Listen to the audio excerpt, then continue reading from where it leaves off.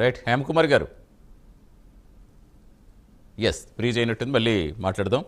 కోటేశ్వరరావు గారు, సో మీకేమనిపిస్తోంది? ఇప్పుడు ఆల్రెడీ కూటమి సర్కారు ఏర్పడి 14 నెలలు పూర్తయింది, ఆల్మోస్ట్ ఇక 3.5 years ఇంకొందనుకోవచ్చు. అంటే ఏం జరగబోతుంది అనుకోవాలి? వాళ్ళకి ఏమైనా దిశనిర్దేశం చేయబోతున్నారు అనుకోవాలా? సేనతో ఇప్పుడు గ్యాప్ లేదు మాకు, కావాలని కొంతమంది క్రియేట్ చేస్తారు కాబట్టి వాళ్ళకి ఆన్సర్గా కూడా ఉంటుందని చెప్తున్నారు. అట్ ద సేమ్ టైం మా క్యాడర్కి ఉత్తేజం ఇచ్చేలా పవన్ గారి ప్రసంగం ఉంటుందని చెప్తున్నారు. అంటే ఇప్పుడు ప్రభుత్వ వ్యతిరేక ఓటు చీలనివ్వను అని, కూటమి విజయంలో కీలక పాత్ర పోషించిన జనసేన అని, ఇప్పుడు తర్వాత నెక్స్ట్ టైం కోసం ఏ విధంగా సన్నద్ధమవుతారు అనుకోవాలి?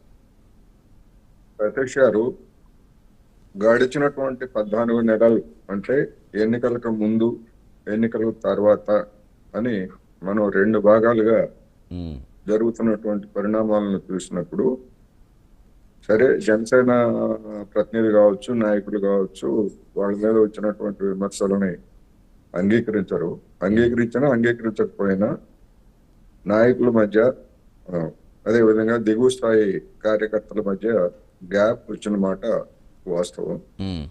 కొంతమేరకు అధికారానికి వచ్చిన తర్వాత ఆ విధమైనటువంటి పరిస్థితులు ఉండే మాట కూడా వాస్తవమే.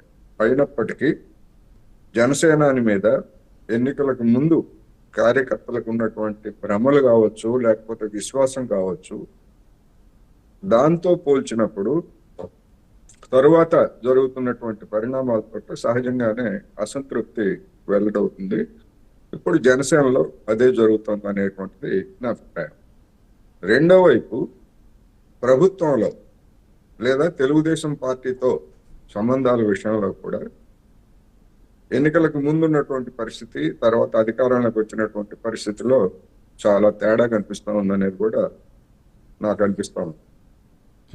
ఎందుకు అంటే నరేంద్ర మోడీ గారు అమరావతి వచ్చినప్పుడు డిప్యూటీ సీఎం ఉన్నటువంటి పవన్ కళ్యాణ్ గారి పేరు లేకుండా ఆహ్వానాన్ని ముద్రించడం అనేటువంటిది ఒక సూచిక.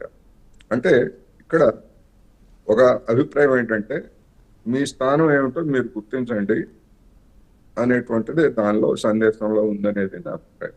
అయితే తర్వాత దాని మీద జరిగినటువంటి రచ్చతోటి మళ్ళా ఇంకొక ఆహ్వానాన్ని ముద్రించి పవన్ కళ్యాణ్ గారిని సంతుష్టీకరించారు, బీజేపీ భాషలో చెప్పాలంటే సంతుష్టీకరించారు అనేటువంటిది కూడా వచ్చినటువంటి విమర్శ.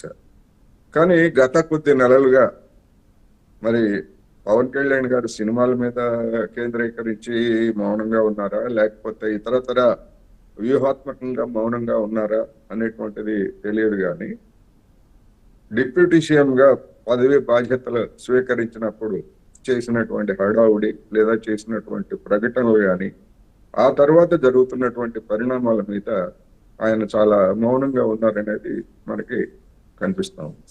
అందువల్ల ఇప్పుడు మన శీర్షికలో మీరు పెట్టినట్టుగా తర్వాత చంద్రబాబు నాయుడు తర్వాత స్థానాన్ని లోకేష్ భర్తీ చేస్తారా, పవన్ కళ్యాణ్ గారు భర్తీ చేస్తారా అనేటువంటిది అదే అసలైనటువంటి అంశం అనేది నా అభిప్రాయం. ఎందుకంటే దానికి కాను ఎవరు అంగీకరించినా అంగీకరించకపోయినా ఇవాళ లోకేష్ గారు, చంద్రబాబు నాయుడు గారు ముఖ్యమంత్రి, కానీ చక్రం తిప్పేది అన్నింటా కూడా లోకేష్ అనేటువంటిది అందరికీ తెలిసినటువంటి ఒక బహిరంగ రహస్యం. ఎందుకు అంటే అధికార యంత్రాంగం మీద, అదేవిధంగా తెలుగుదేశం పార్టీ మీద తన పట్టుని నిలుపుకోవడంతో పాటు డిప్యూటీ సీఎం గా పవన్ కళ్యాణ్ ఉన్నప్పటికీ మొత్తం అంతా కూడా అధికారం మాదే అనేటువంటి సందేశాన్ని రాష్ట్ర ప్రజలకు ఇవ్వడానికి కూడా ఈ విధమైనటువంటి వ్యవహార ధోరణి ఉందనేది స్పష్టం. దాన్ని పవన్ కళ్యాణ్ గాని లేకపోతే జనసేన కార్యకర్తలు, నాయకులు గాని జీర్ణించుకునేటువంటి స్థితిలో లేరు అనేది కూడా వస్తున్నటువంటి వార్తలు. రెండవది, అన్నింటికంటే ముఖ్యంగా రాబోయేటువంటి స్థానిక సంస్థల, ఎందుకంటే ఇంకొక ఏడాదిలో మొత్తం గడువు పూర్తవుతుంది, ఆ స్థానిక సంస్థల ఎన్నికల్లో వాటా కోసం స్థానికంగా ఉన్నటువంటి నాయకులు పోటీ పడేటువంటి అవకాశం ఉంది. ఆ క్రమంలో తెలుగుదేశం పార్టీ తోటి స్థానికంగా జనసేన కార్యకర్తలకి కొన్ని అనివార్యంగా ఘర్షణలు తప్పేట్లు కనిపించడం లేదు. అందుకని వీటన్నిటి పర్యవసానాలు, పరిణామాలు ఎలా ఉంటాయనేటువంటిది బహుశా జనసేనలో ఉన్నది. రెండోది, మొన్న చంద్రబాబు నాయుడు గారు ఫైల్డ్ క్లియరెన్స్ పేరుతోటి నాదెండ్ల మనోహర్ గారి మీద చేసినటువంటి వ్యాఖ్య కూడా దాన్ని కూడా ఒక రాజకీయ ప్రాధాన్యతని మనం కొట్టి పారిపోయలేం.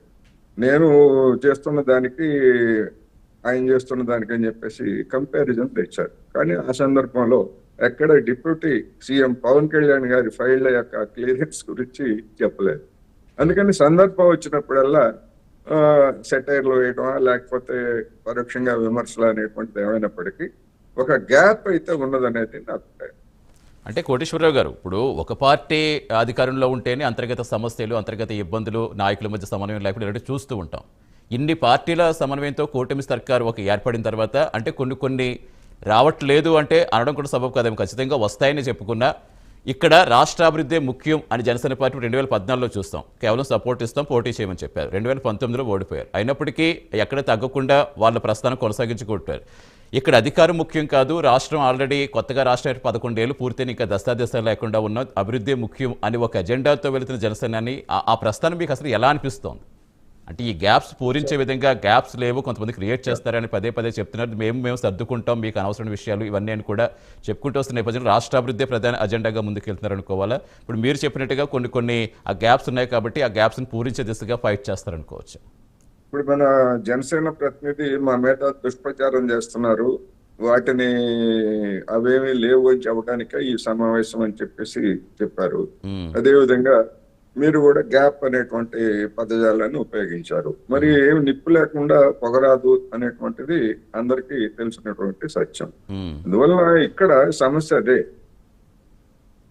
రాష్ట్రం కోసం కలిసామని చెప్పినప్పటికీ అధికార కూటమిలో ఉన్నటువంటి వాళ్ళ యొక్క చరిత్ర కావచ్చు, లేకపోతే వాళ్ళ తీరుతెన్నులు కానీ చూస్తే అధికారం జగన్మోహన్ రెడ్డి గారి మీద వ్యతిరేకత, లేకపోతే జగన్మోహన్ రెడ్డి గారిని దించేసి తాము అధికారం పొందాలి అనేటువంటి ఒక అధికార యావ మామూలుగా లేదనేది నా అభిప్రాయం.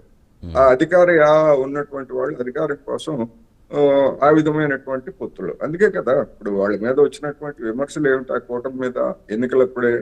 గతంలో 2019లో పరస్పరం తీవ్రంగా విమర్శించుకున్నటువంటి 3 పార్టీలు ఏ ప్రాతిపదికన కలిశాయి అంటే ఒకళ్ళు చెప్పింది ఒకటే, మేము విమర్శించుకున్న మాట వాస్తవం, జగన్మోహన్ రెడ్డి గారు దుష్ట పాలన మేము ఎదుర్కోవడానికి లేదా అంతం చేయడానికి కలిసామని చెప్పారు.